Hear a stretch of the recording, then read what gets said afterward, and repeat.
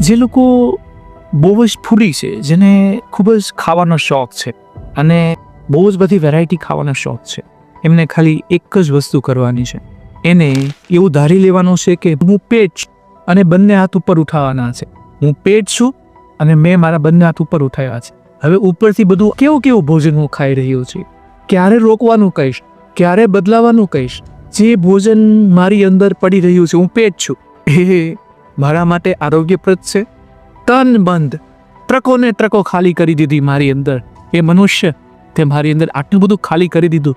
થોડું તો મારો વિચાર કર. જ્યારે આપણે આ રીત અપનાવીશું ત્યારે માલુમ પડશે કે આપણે કેટલું કચરું ખાઈએ છીએ. બીજું, ભોજન કરતી વખતે હંમેશા જ્યારે હું એ ભોજનને હાથમાં લઉં છું ત્યારે જો હું એમ માનું કે થોડા સમય પછી હું આ બની જવાનો છું, તો પણ આપણી ફૂડ હેબિટમાં ઘણો બદલાવ આવે.